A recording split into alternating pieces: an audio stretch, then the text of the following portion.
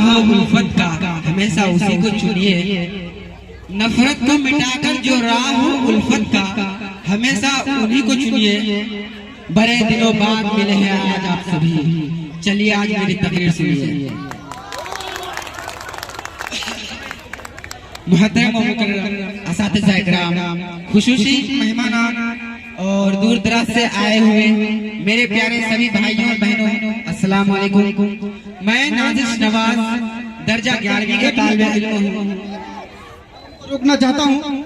मैं बहुत ही खुश हूँ कि आज हमारे थाना प्रभारी हमारे बीच थे। आप वो बहुत ही व्यस्त रहते हैं, आप सभी को पता होगा, इसलिए वो अब यहाँ से जा रहे हैं। फिर पुनः वो आएंगे, वो हमारे डायरेक्टर को ऐसा बोले हैं, उम्मीद करते हैं जरूर आएंगे। नाजिश सलाम। मैं नाजिश नवाज दर्जा 11वीं का तालिबे इल्म हूँ। मेरे तरफ से सबसे पहले आप सभी को 75वीं यौम जमहूरिया की बहुत बहुत मुबारकबाद। हजरात, मैं आप सबों के बीच यौम जमहूरिया से मुताल्लिक चंद बातें अर्ज करने जा रहा हूँ। उम्मीद है कि आप हजरात मेरी बातों को जरूर सुनेंगे।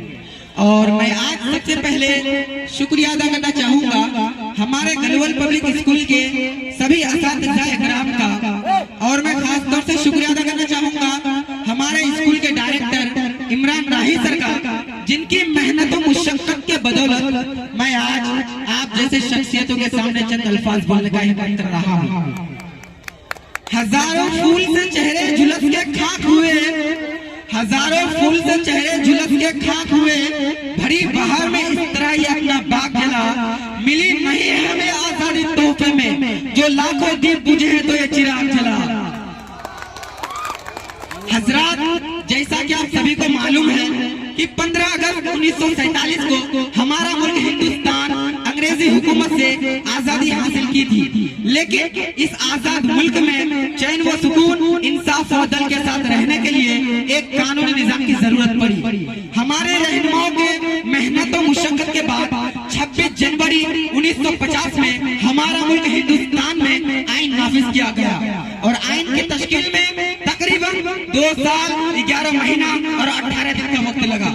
कितनी खुशी से इस बात का इजहार करते हैं कि हम एक आजाद और जमहूरी मुल्क का हिस्सा है। 26 जनवरी को शहीदान वतन के कारनामों और उनकी खिदमत को याद किया जाता है, और आने वाले नस्लों को भी उसे रोशनास कराया जाता है। मुल्क में जमहूरियत की बुनियाद ये है कि इस मुल्क की तमाम मज़ाहिब के मानने वालों को पूरा हक है कि वह आजादी से जिंदगी गुजारे, और सबको इख्तियार है कि वह दस्तूर में दिए गए हुकूक से अपना दामन भरे।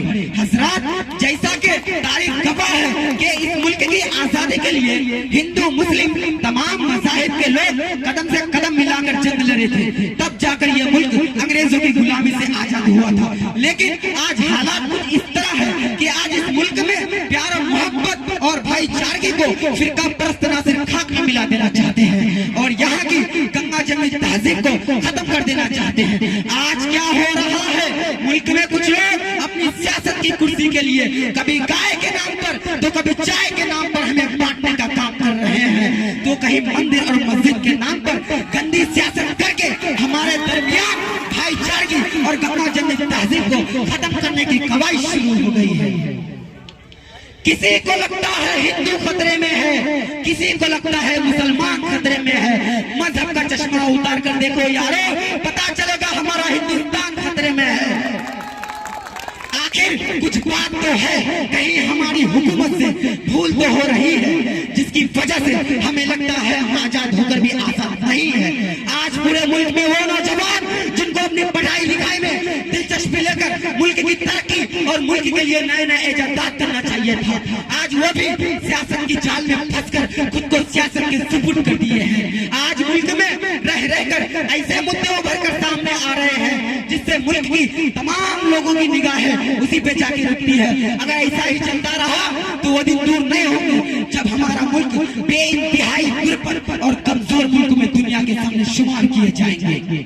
आज कुछ लोग अपनी सियासत की कुर्सी के लिए आइन को भी तोड़ने से नहीं कतराते हैं। हम में से सभी लोग बचपन से ही एक नारा लगाते और सुनते आ रहे हैं, हिंदू मुस्लिम सिख ईसाई आपस में सब भाई भाई। लेकिन अफसोस आज ये नारा सिर्फ एक नारा ही रह गया। आज हालात यह है कि इस मुल्क की तमाम मज़ाहिब के लोग एक दूसरे के खिलाफ नफरत की जहर उगल रहे हैं। दरअसल ये आम लोगों की गलती नहीं है, बल्कि ये जहर घोलने का काम हमारे सियासतदान है। कुर्सी के खातिर हम सबों को आइन में लड़ने और बांटने का काम कर रहे हैं। और आखिर में मैं यही कहूंगा, अगर हम सब ऐसे सियासतदान के नक्श कदम पर चलते रहेंगे तो हमारा मुल्क का वजूद खाक में मिल जाएगा।